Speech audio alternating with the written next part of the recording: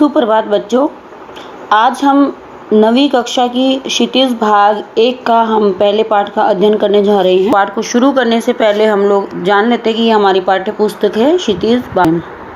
तो चलिए शुरू कर लेते हैं। 2 बैलों की कथा। तो पहले तो हम राइटर को जान लेते हैं कि लेखक कौन है इस पाठ के जो लेखक है, क्योंकि गद्य खंड है तो प्रेमचंद जी हैं। आप लोग सभी प्रेमचंद जी के बारे में जानते होंगे। यदि नहीं जानते हैं तो आज हम थोड़ा सा उनके बारे में जान लेते हैं। हम जान लेते हैं कि प्रेमचंद जी किस प्रकार का साहित्य लिखते हैं, और उनके थोड़ा यदि आपको प्रेमचंद जी के बारे में यदि ज्ञान होगा तो आप उनकी रचनाओं के बारे में भी थोड़ा उनकी मनोवृत्ति को समझ पाएंगे। तो हम पाठ को शुरू करने से पहले जो है यहाँ पे प्रेमचंद जी के बारे में जान लेते हैं। प्रेमचंद जी बहुत ही सुप्रसिद्ध साहित्यकार रहे हैं, जिन्होंने अनेक कहानियाँ, अनेक उपन्यास लिखे हैं। और प्रेमचंद जी के बारे में मैं आप लोगों को बता दूं, ये बहुत ही गरीब परिवार के व्यक्ति थे। दनपत राय के नाम से पहले ये लिखते थे, बाद में इनका नाम प्रेमचंद जी पड़ा था। और जो है ये धीरे धीरे जो है इनकी लेखनी इतनी ज़्यादा प्रसिद्ध हुई कि ये एक प्रसिद्ध हिंदी साहित्यकार के रूप में प्रसिद्ध हुए थे। प्रेमचंद जी का जन्म 1880 में बनारस के लम्ही गांव में हुआ था। चूँकि आपके यहाँ से जो है बहुत ही कम प्रश्न पूछे जाते हैं, तो इसलिए हम लोग यहाँ से ज़्यादा नहीं पढ़ेंगे, इनके बारे में थोड़ा सा जान लेते हैं। 1880 में इनका जन्म होता है बनारस के लम्ही में, और 1936 में इनकी मृत्यु हो जाती है। इनके हम लोग कहानियाँ देख लेते हैं। इन्होंने मानसरोवर, एक संकलित मानसरोवर के 8 भागों में अपनी कहानियाँ जो हैं लिखी हैं। कहानियों सबसे सर्वाधिक कहानियाँ लिखने वाले हमारे प्रेमचंद जी हैं। आप लोगों ने बहुत सारी कहानियाँ इनकी जानी होंगी। इसके अलावा इन्होंने उपन्यास भी लिखे हैं, जैसे सेवा सदन, प्रेमाश्रम, रंगभूमि, कायाकल्प, निर्मला, गबन, कर्मभूमि और गोदान। उन्होंने हंस, जागरण और माधुरी अनेक पत्रिकाओं का संपादन भी किया। तीनों पत्रिकाओं को याद रखना है। कथा साहित्य के अतिरिक्त प्रेमचंद जी ने निबंध एवं अन्य प्रकार का गद्य लेखन भी प्रचुर मात्रा में किया है। प्रेमचंद साहित्य को सामाजिक परिवर्तन का सशक्त माध्यम मानते थे। उन्होंने जिस गांव और शहर के परिवेश को देखा और जिया, उसकी अभिव्यक्ति उनके कथा साहित्य में मिलती हैं। किसानों और मजदूरों की दयनीय स्थिति, दलितों का शोषण, समाज में स्त्री की दुर्दशा और स्वाधीनता आंदोलन आदि उनकी रचनाओं के मुख्य विषय रहे हैं। तो आप लोग समझ ही गए होंगे, क्योंकि प्रेमचंद जी के बारे में मैं बता देती हूँ। प्रेमचंद जी पहले आदर्शवादी कहानियाँ या आदर्शवादी लेखन ज़्यादा करते थे, लेकिन और उन आदर्शवादी कहानियों के माध्यम से वो व्यक्ति का हृदय परिवर्तन करते थे। लेकिन जब उन्होंने समाज में बहुत ही कटु सत्य को देखा कि समाज में ऐसा वास्तविकता में नहीं है, तो धीरे धीरे वो आदर्शवाद से उठकर अपनी कहानियों में यथार्थवाद की तरफ वो बढ़ने लगे थे। उन्होंने जो जीवन में देखा, जो दुख भोगे, या फिर जो समाज को दुख भोगते हुए देखा, या जो समाज के उन्होंने अलग अलग रूप देखे, उसी को उन्होंने सेम टू सेम अपने साहित्य में उतार की कथा। इनकी जो भाषा है वो बहुत ही सरल है, सजीव है और मुहावरेदार है। उन्होंने बीच बीच में मुहावरों का भी प्रयोग किया है। तो 2 बैलों की कथा का हम थोड़ा सा यहाँ पे जान लेते हैं। 2 बैलों की कथा के माध्यम से प्रेमचंद ने कृषक समाज और पशुओं के भावात्मक संबंध का वर्णन किया है। इस कहानी में उन्होंने यह भी बताया है कि स्वतंत्रता सहज में नहीं मिलती, उसके लिए बार बार संघर्ष करना पड़ता है। इस प्रकार परोक्ष रूप से यह कहानी आज़ादी के आंदोलन की भावना से जुड़ी हुई है। इसके साथ ही इस कहानी में प्रेमचंद ने पंचतंत्र और हितोपदेश की कथा परंपरा का उपयोग और विकास भी किया है। तो विद्यार्थियों, मैं आप लोगों को ये बता दूं कि जो ये कहानी है, आप लोग पहली बात तो ये 2 बैलों की कथा क्या है, कहानी है। कहानी में मैं बता देती हूँ, कोई एक अंश ही प्रस्तुत किया जाता है किसी भी कहानी में। और जो ये कहानी है 2 बैलों की कथा, बैलों से आप समझ ही गए होंगे कि यहाँ बैलों के माध्यम से जो है यहाँ पे प्रेमचंद जी ने हमारे समाज की व्यवस्था का वर्णन भी किया है। और उन्होंने बताया है आज़ादी की यहाँ पे कीमत उन्होंने बताई है कि आज़ादी के लिए व्यक्ति को कितना संघर्ष करना पड़ता है। दूसरा, उन्होंने यहाँ पे थोड़ा सा, क्योंकि ये जो कहानी लिखी गई है, ये जो कहानी है स्वतंत्रता से पहले, स्वतंत्र कब हुआ था भारत, 1947 में, उससे पहले की कहानी लिखी हुई कहानी है। क्योंकि 1936 में तो इनका देहांत ही हो गया था, तो 1936 से पहले की ये कहानी है। उस समय देश आज़ाद नहीं हुआ था। तो 2 बैलों की कथा के माध्यम से इन्होंने जो है जो अंग्रेजों द्वारा भारतीय समाज पर जो अत्याचार किए जाते हैं उसके बारे में भी इन्होंने वर्णन किया है। तो चलिए आइए शुरू कर लेते हैं। पूरी किसान के 2 बैलों के नाम थे, हीरा और मोती। दोनों डील में ऊंचे, देखने में सुंदर काठी के और काम में दक्ष थे। बहुत दिनों से एक साथ काम करते करते रहते रहते दोनों में भाईचारा हो गया था। दोनों एक दूसरे को चाटकर और सूंघकर अपना प्रेम प्रकट करते। कभी कभी दोनों सींग भी मिला लिया करते थे, विग्रह के नाते नहीं, केवल विनोद के भाव से, आत्मीयता के भाव से। एक बार झूरी ने अपने दोनों बैलों की जोड़ी को पत्नी के आग्रह पर ससुराल कार्यवश भेज दिया, लेकिन बैलों को इस बात का जरा सा भी एहसास नहीं था कि उन्हें क्यों भेजा जा रहा है। उन्होंने समझा कि उन्हें मालिक ने बेच दिया है, इसलिए रास्ते में जाते समय उन्होंने झूरी के साले गया को पूरे रास्ते खूब झकाया।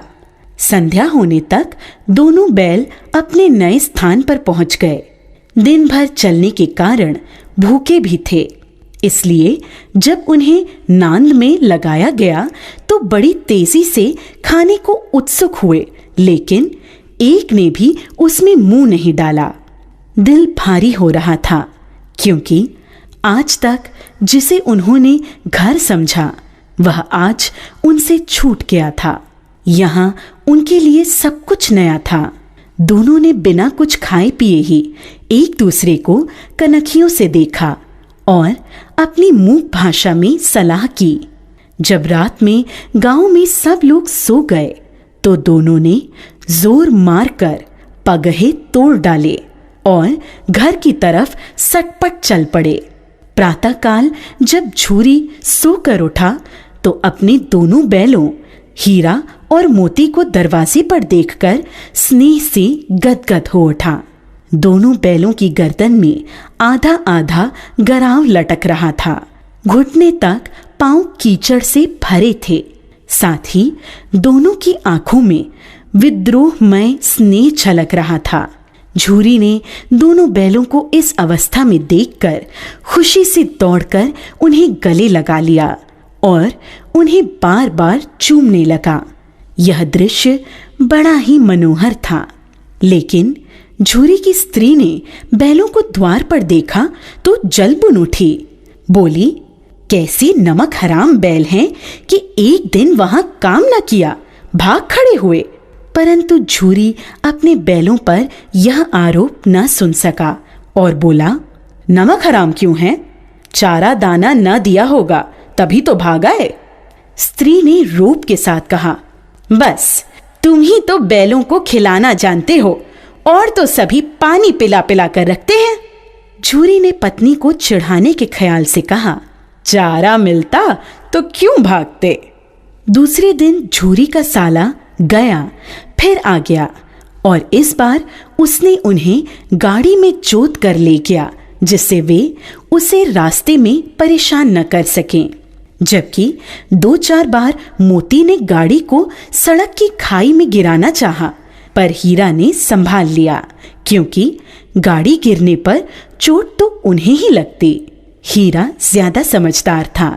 संध्या समय घर पहुंचकर दोनों को मोटी रस्सियों में बांधा गया और कल की शरारत का मजा चकाने के उद्देश्य से उन्हें फिर वही सूखा भूसा दिया गया, जबकि अपने घर के बैलों को खली, चूनी सब कुछ दिया गया।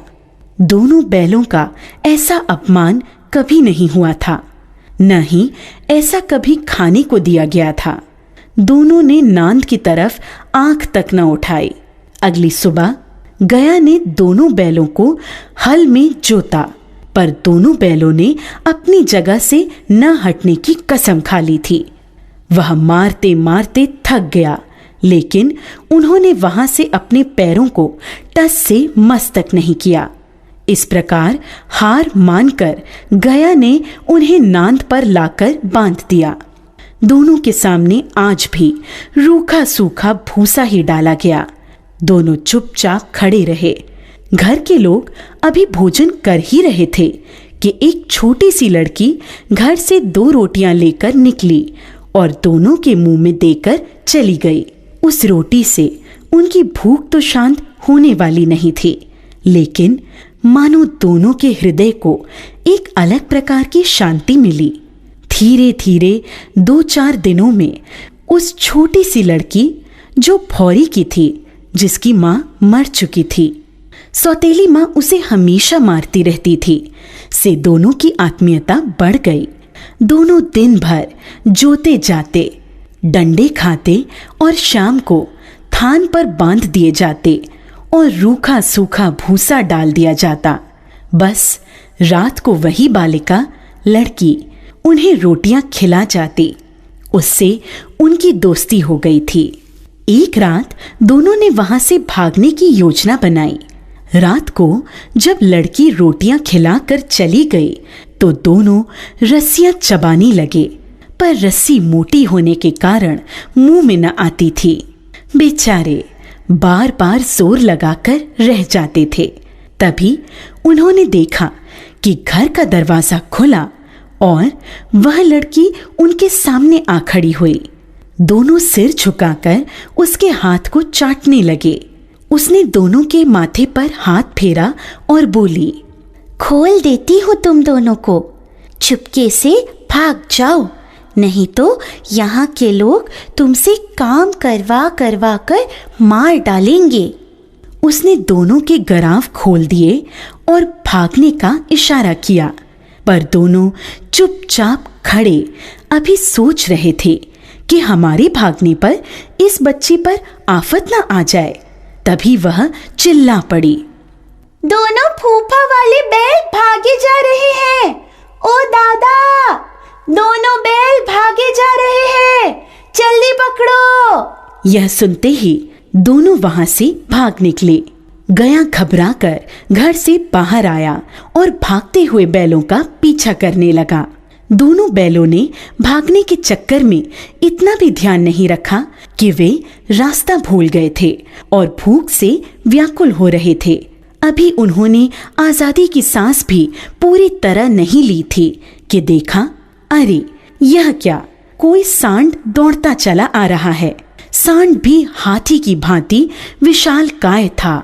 उससे भागना भी कायरता ही थी। सो दोनों ने उससे सामना करना ही उचित समझा। ज्यों ही सांड हीरा पर झपटा, मोती ने पीछे से उसे दौड़ाया। सांड जब उसकी तरफ मुड़ा तो हीरा ने उसे रगेदा। इस प्रकार सांड ने झल्लाकर हीरा का अंत करने की सोची। तभी मोती ने बगल से आकर सांड की पेट में सींग भोंक दी।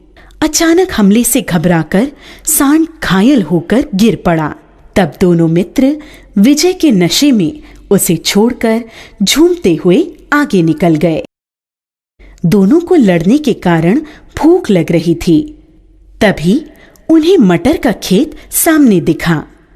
मोती उसमें घुस गया। हीरा मना करता रहा, लेकिन उसने एक न सुनी। उन्होंने अभी 2-4 ग्रास खाए थे।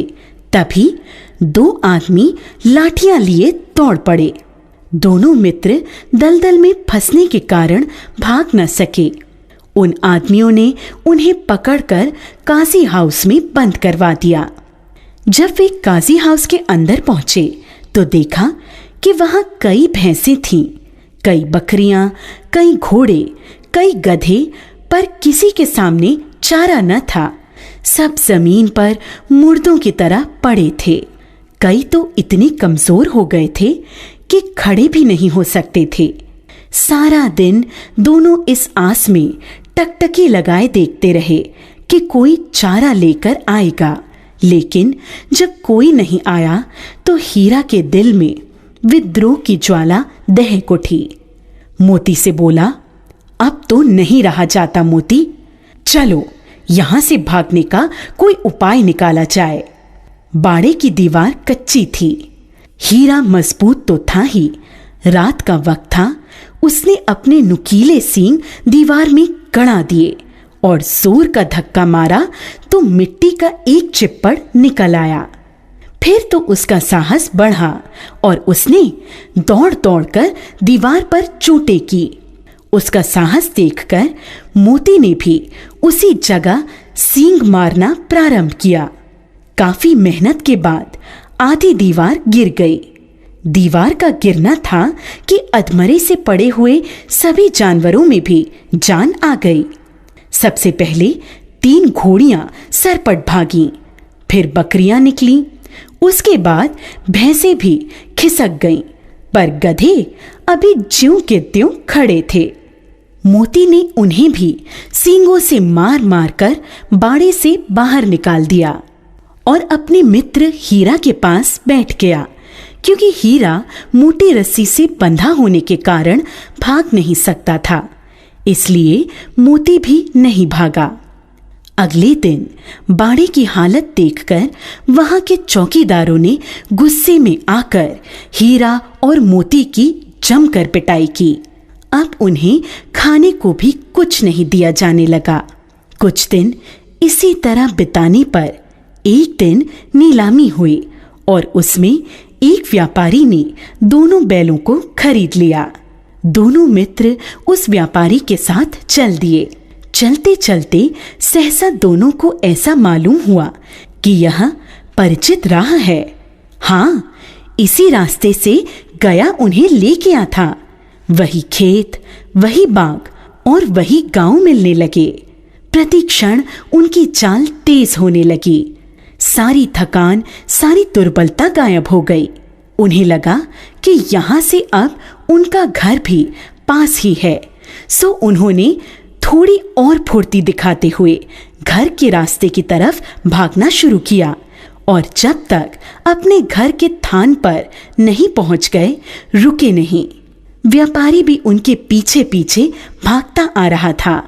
झूरी द्वार पर बैठा धूप खा रहा था और अपने बैलों के बारे में ही सोच रहा था। एकाएक उसकी नजर अपने बैलों पर पड़ी। वह खुशी से दौड़कर उनके पास पहुंचा और उन्हें बारी बारी से गले लगाने लगा। दोनों बैलों की आंखों में आनंद के आंसू बहने लगे। एक छुरी का हाथ चाट रहा था तो दूसरा उसका पैर। तभी व्यापारी आ पहुंचा। उसने छुरी से कहा, ये मेरे बैल हैं, मैं इन्हें नीलामी कराकर ला रहा हूं। अभी वह बातें कर ही रहा था कि मोती ने उसकी ओर सींग चलाया। व्यापारी पीछे हटा तो मोती ने उसे दौड़ा लिया और तब तक दौड़ाता रहा जब तक व्यापारी गांव से बाहर नहीं निकल गया। फिर मोती विजयी सूर की भांति वापस स्थान पर अपने मित्र हीरा के पास आ गया। थोड़ी देर में नांदों में खली, भूसा, चोकर और दाना भर दिया गया। दोनों मित्र बड़े चाव से उसे खाने लगे। झूरी खड़ा दोनों को सहला रहा था और उनकी शारीरिक कमजोरी को देखकर मन ही मन व्यथित भी हो रहा था। तभी झूरी की पत्नी ने भी आकर दोनों के माथे चूम लिए। माध्यम से आपको शिक्षा मिल गई होगी। पहला प्रश्न देख लीजिए, काजी होश में कैद पशु की हाजिरी क्यों ली जाती होगी? प्रश्न लिखना आप लोगों को, छोटी बच्ची को बैलों के प्रति क्यों मरा? कहानी में बैलों के माध्यम से नीति विषयक मूल्य उभर कर आए हैं। नीति विषयक की बात यहाँ के आपको बताने हैं कि कौन सी वैल्यू एडिड, जिनको हम बोलते हैं कि वैल्यू, कौन सी वैल्यूज यहाँ पे दिखाई गई हैं, उन सब के बारे में बताना है। ठीक है, इस तरीके से आपको ये प्रश्न पहले भी कर चुके हैं, इन सभी को आपको लिखना है। काफ़ी प्रश्न हैं, आप लोग को देखते जाइएगा, तो आप सभी को करने हैं ये प्रश्न। हम जो है इसकी भाषा की बात का प्रश्न इम्पोर्टेंट है, ये देख लेते हैं। यहाँ से आपको एक प्रश्न भी आता है, निपात शब्द। निपात शब्द कौन से होते हैं? जो शब्द जो हैं किन्हीं वाक्यों में जो कुछ शब्द ऐसे आते हैं जो उस पूरे वाक्य पर जोर देने का प्रयास करते हैं। जैसे यहाँ पर वाक्य आया, बस इतना ही काफ़ी है, फिर मैं भी जोर लगाऊंगा। जैसे ही शब्द है, भी शब्द है, पूरे वाक्य पे जोर देने के लिए, पूरे वाक्य को प्रसिद्ध बनाने के लिए यहाँ पे ही और भी शब्द का प्रयोग किया गया है। ऐसे शब्दों को हम क्या कहते हैं? निपात कहते हैं।